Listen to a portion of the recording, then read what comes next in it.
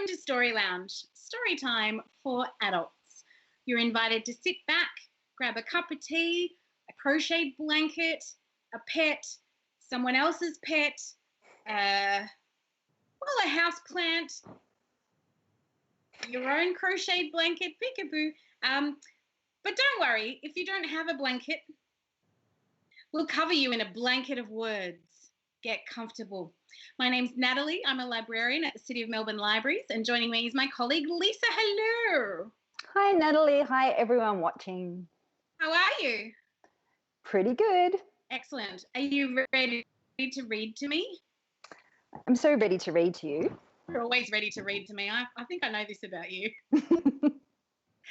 Lisa has been running the Story Lounge program in our libraries for many, many years. Welcome to Story Lounge. Episode, story time. Lisa will be adults. reading a poem You're and invited a short to sit story. back, grab a cup of tea, a crocheted I'm not sure blanket, why I can a hear pet, myself someone in else's the pet, background. You know, a when house you do plant, things live, they go a your certain own way. crocheted blanket, And I think peekaboo. I can fix. But don't worry. I think I fixed it. So that's how you make live television, friends. Bit of trial and error. Look, where would we be without error in the trial? You know, like if you were really going to make it work. I've lost the ability to see people's comments, but I tell you what, I will fix that. Lisa, I'm going to go straight back to the script and get our train back on track, our reading train. For this particular episode right now, Lisa's going to read us a poem and a short story. You can feel free to drift away as you listen to these pieces, dream, see what comes to you. We'd love to know what you're thinking and what's going through your mind when you hear these pieces read aloud. So feel free to jump into the comments section and share with us your ideas and your thoughts, especially if something moves you or inspires you. We will read out and respond to as many comments as we can as we go. Now, Lisa, we're all calm again now, like that never happened. So shall we move on to the part of the program where you read and everybody sits back under their word blanket and listens to you? Yes, this is the calm, relaxing part of the segment. So I'll be reading from two pieces today. The first is by Andy Jackson from his terrific debut Among the Regulars. It's a poem. And the second will be from Josephine Rowe's gem of a collection, Tarcutta Wake. Both writers are from Victoria, and we are so lucky to have so much great local talent.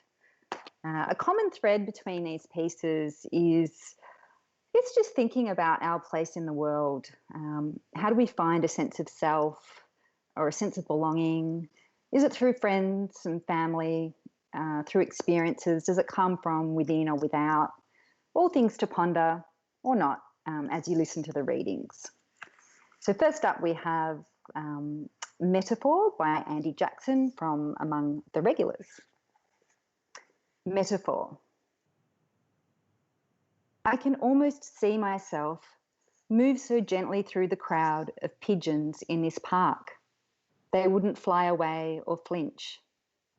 But the way I walk is as if I think they peck my face and not the ground. That I need to make enough sound to frighten them to flight, to know that I exist.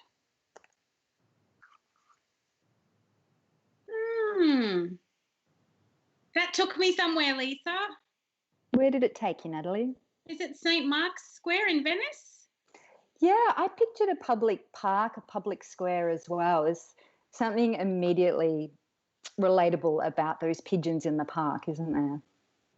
Yeah, there's no grass in Venice. I should research that as a librarian. I would want to check.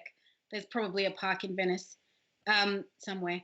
But I pictured more of a kind of urban environment. I know he said park. Sorry, Andy. No, he does say park, and yet I picture concrete. I picture one of those concrete squares with lots and lots of pigeons and, no green for some reason. Yeah, same. Yeah. What goes on with our minds there?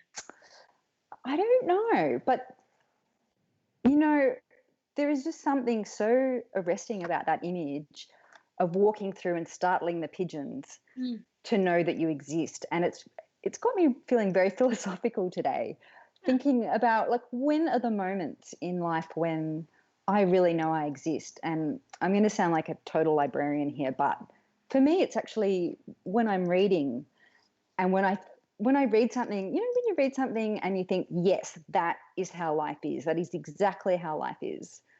For me, that's the moment when the pigeons rise up and I know I exist because I feel my experience articulated, represented in a poem or a piece of writing. And that's, for some reason, what this poem makes me think of.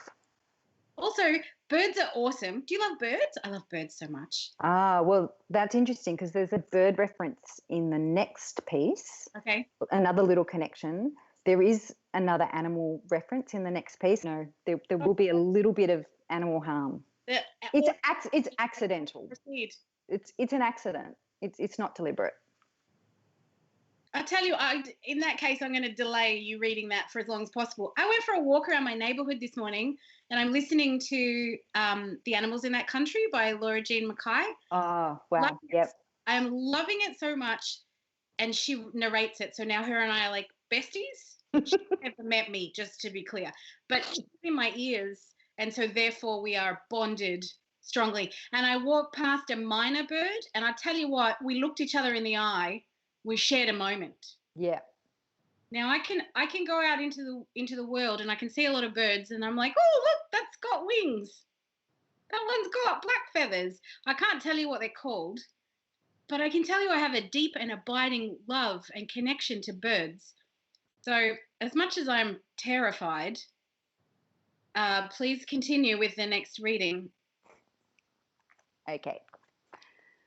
So this story is called Brisbane. It's from Tarcutta Awake by Josephine Rowe. Brisbane.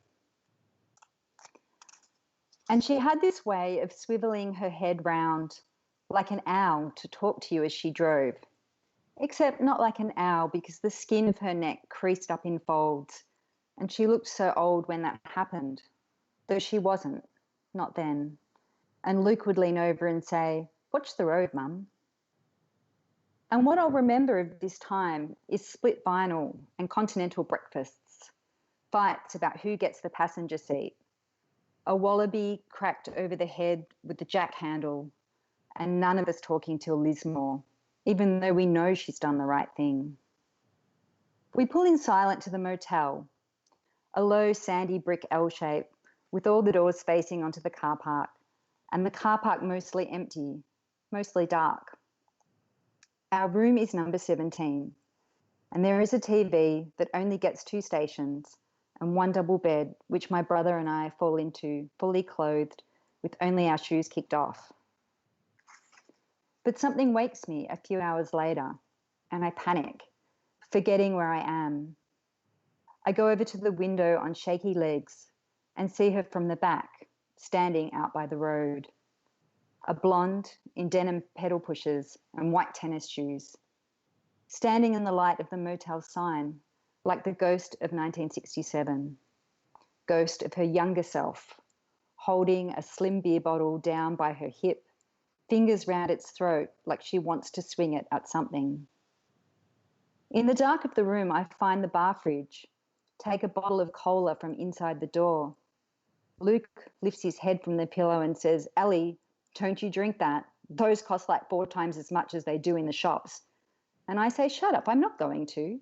And I go back to the window. Try to stand the way she does, the bottle dangling loose from my fingertips. Like I don't care if I drop it. Like I don't care about anything. She stands like that for a long time, just looking out at the road like she's waiting for someone to pick her up. In the morning, there are flecks of rust-coloured hair dye in the bathroom sink, and Luke takes one look at her and says, "That's not going to change anything, Mum," because he's older and sharper than I am, but he still gets a slap for it. So we're all silent in the car again, all morning, and I wish the radio still worked. When we get to Brisbane, she's telling us, you won't even remember. And I don't know if she's talking about Dad or the slap or the wallaby or Victoria or that she was ever a blonde. But in any case, I know she's lying. She's got her lips pressed into a pale line and her eyes fixed hard on the road.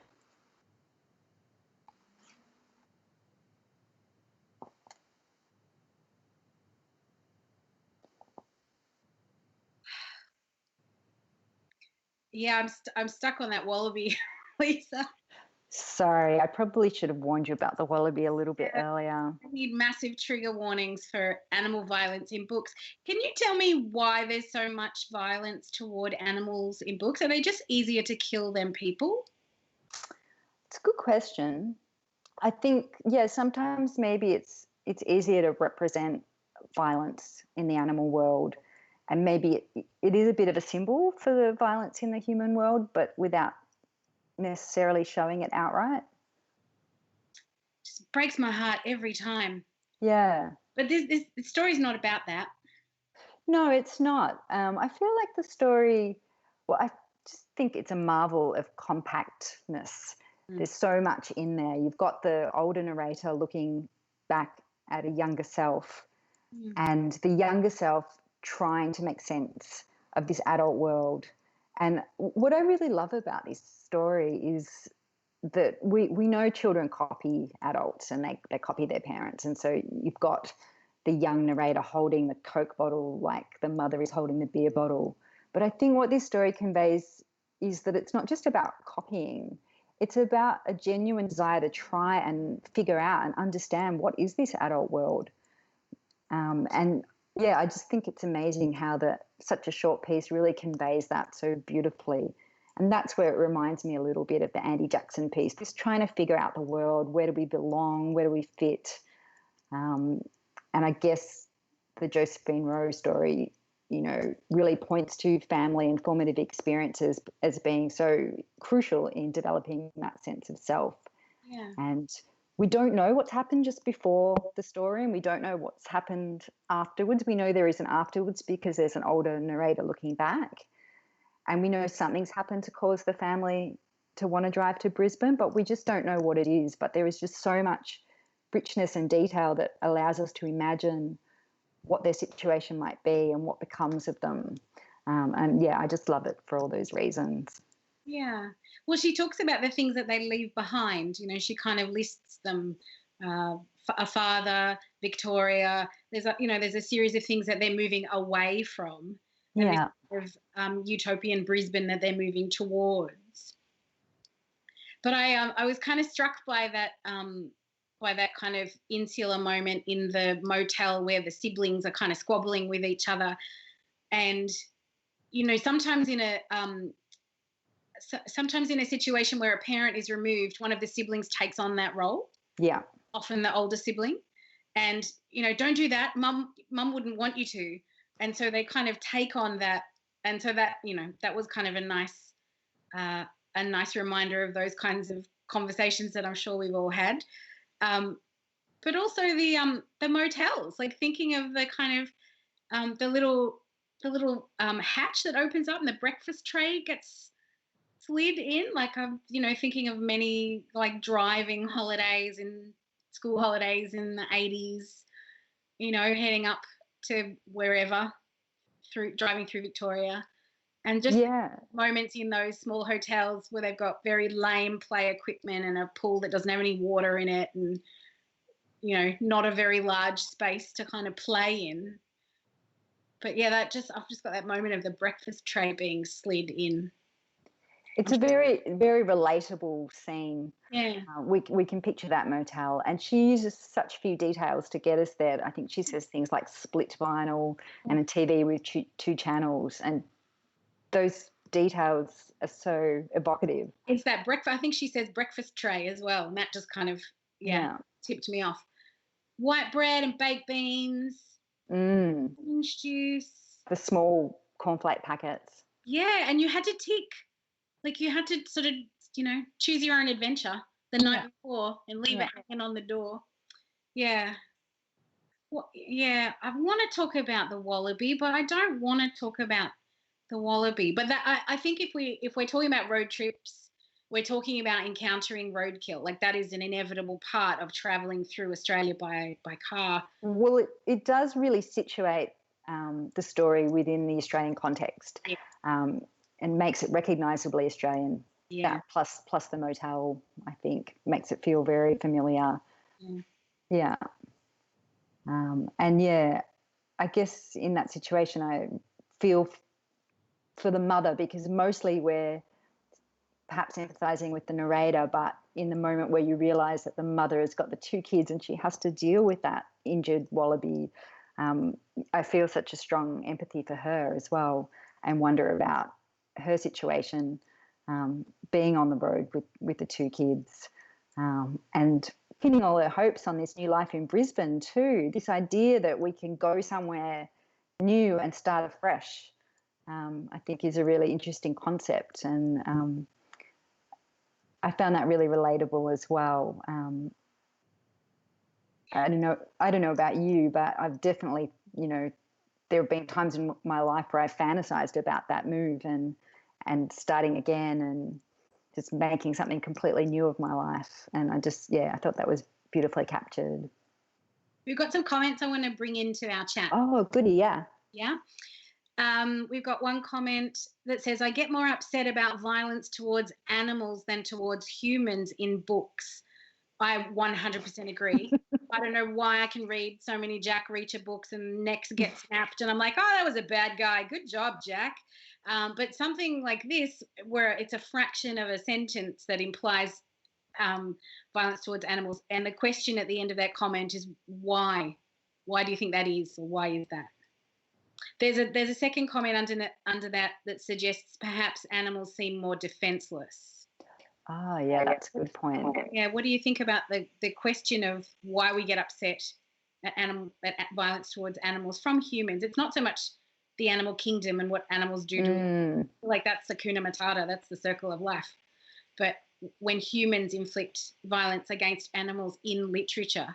Yeah, I think it is to do with that massive power imbalance, that we have power over their lives and we abuse that power when we harm anyone, but anyone who has less power than us, it feels so much worse. And generally animals do have so much less power than us. Oh, yeah. So to me, I think it is about power. Yeah. But yeah, I'd be interested if other people had thoughts on that, please comment. Why do I like Jack Reacher so much? That's not a comment. That's my own question. Yeah, I can't help you with that one. I never really got into Jack Reacher. Yeah. Why? Yeah. That's all right. I'll bring that up in a different one-on-one conversation session. I've got some more comments for it. Yes. These are my favourite ones. They say bird references in every reading from now on, please. Yeah, I love a bird reference. And the same commenter has said Laura Jean Mackay's book that we were talking about earlier, The Animals in That Country, changes the way you think about animals. And yes, it absolutely does. I swear that minor bird and I were communing on my stroll in the neighbourhood this morning. Another comment for you, Lisa. The minute you said motels, I instantly thought of mini fridges and bad carpet design. Oh, the carpets. That's a fantastic point. Yes, so lurid. They were just, colours, patterns, very unfortunate. And yet so distinctive now in memory. And even when you happen to still see a motel from the 70s or 80s, they're absolutely sort of blocked in time. Yeah, they sure are. Yeah. Another comment saying animals often don't get a voice in books. But they do in Laura Jean's book. They do. They get nothing but voices. My goodness. I'm so close to the end, but I'm very respectful of my work day. And it is true or not true. Wait, I don't know which one I'm trying to say. Librarians do not get to read books all day. That's a truth. We have heaps of stuff to do. And sadly, sitting around reading is not part of the job. That's part of our recreation. And that's possibly why we love reading and why we love books and libraries and why we end up working in libraries. But I have to wait until knock-off time before I can get back into that audiobook. And my bestie Laura and I, hi Laura if you're watching, is that weird, Lisa, that I feel so connected to the author because they're reading me their book? Not at all. I think that's what books do. They make us feel so connected to the person writing it, to a community of other readers, and just to the world in general. Like, I think it's one of the deepest engagements we can have with one another and with the world. And of course, it's completely natural to feel like the writer is your best friend. Mm. Yeah. Oh, good. So she is my bestie. Cool. All right. I'll get us some matching T-shirts or something. That's normal. We have another comment about bad motel art. And we also haven't talked about the bedspreads. So I think motels are like a proper memory for us. I think they're so evocative. And I wonder if it is because they are this sort of transitional space. They're not the home, and they're not necessarily the destination sometimes, but they're the place on the way. They evoke such strong responses in us. The bedspreads were nubby. They had these little like nubs of fabric. Do you know what I mean? I don't know what the name of that fabric is that's raised and bumpy, but that's what the bedspreads were like. It's probably waterproof for good reason. We've got another, just for ease of cleaning, we've got another comment saying, I love the mini things in hotels. Mini bars, mini soaps, mini shampoos, mini cereal boxes. It is the world in miniature, isn't it? And you're right that it's a stop on the way, on the journey of life, Lisa, if we could be so. Well, just like this memory is a really important memory for the narrator's journey in their life. She's looking back at that moment, talking about what she remembers, and it's obviously really important to her, that moment. And it does seem like the moment that was, perhaps the journey from one type of life to another type of life, and that has a lot of significance to the narrator. So, there is something about transitioning, journeying, moving from one state to another that I think is really leaves a strong impression on people. Yeah. Lisa, should Natalie, we another 3 hours, or do you think we should stop here? I think we could go for another 3 hours, but we could probably take that offline. Okay, we should. Yeah. At a respectful distance from each other, at an appropriate distance from each other, we will continue to talk books and reading, and hopefully we will have another opportunity to share some aloud readings from our Storytime program. Lisa, could you take it away with the outro script? Absolutely. So don't forget that City of Melbourne Libraries has some great e-audio and ebooks, including More Unforgettable Stories by Josephine Rowe. I'm reading here until August, actually, so this is nicely timed. Yeah. If you're a member of the City of Melbourne Libraries, you can jump online and head to the ebooks and e-collections section of our website, and you can start downloading and listening and reading ebooks and e-audio straight away. If you're not a member, you can